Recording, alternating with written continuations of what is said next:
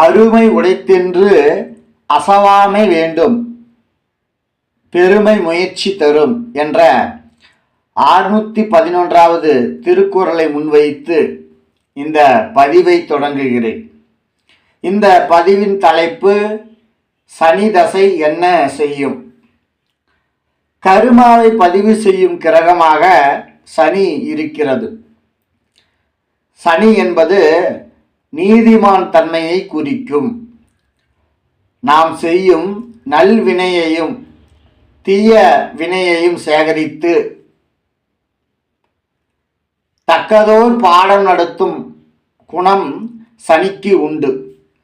எனவே சனியின் அதிகாரத்தை கண்டு பயப்படுபவர்களும் உண்டு, சனியை புரிந்து கொண்டு பக்குவப்படுபவர்களும் உண்டு. சனி தசை 19 வருடங்களை கொண்டது. பூசம், அனுசம், உத்திரட்டாதி சனியின் நட்சத்திரங்களாகும். இப்பொழுது சனி தசையில் நடக்கும் காரகத்துவ ரீதியான பொது பலன்களை பார்க்கலாம். ஒருவருக்கு அவருடைய ஜாதக ரீதியாக சனி தசை நடக்கும் பொழுது வயது முதிர்ந்தவர்களினுடைய நட்பு ஏற்படும். அந்த ஜாதகருக்கு மூத்த சகோதரன், மூத்த மைத்துனர், பெரியப்பா போன்ற உறவினர்களுடனான நேரடி தொடர்புகள் அதிகரிக்கும். ஏழை தொழிலாளர்களுடன் நட்பு உருவாகும். முக்கிய நிகழ்வுகள் எல்லாம் சனி ஓரையில் நடக்கும்.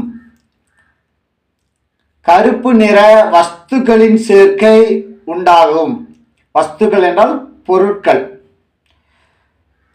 கருப்பு, நீல நிற ஆடைகள் அணிவதில் விருப்பம் உண்டாகும். மகரம் லக்கணம், கும்பம் லக்கணம் அல்லது மகரம் ராசி, கும்பம் ராசியில் பிறந்தவர்களுடன் நெருங்கிய தொடர்பு உண்டாகும். சனி தசை அல்லது சனி புத்தி அல்லது சனி அந்திரம் நடப்பில் உள்ள நபர்களுடன் தொடர்பு உண்டாகும். சனியினுடைய நட்சத்திரங்களான பூசம், அனுசம், உத்திரட்டாதி நட்சத்திரங்களில் பிறந்த மனிதர்களுடன் தொடர்பு உண்டாகும். ஐயப்ப பக்தர்களுடன் நட்பு உருவாகும். கிராம தேவதைகளின் ஆலயங்களை தரிசிக்கும் வாய்ப்பு உருவாகும்.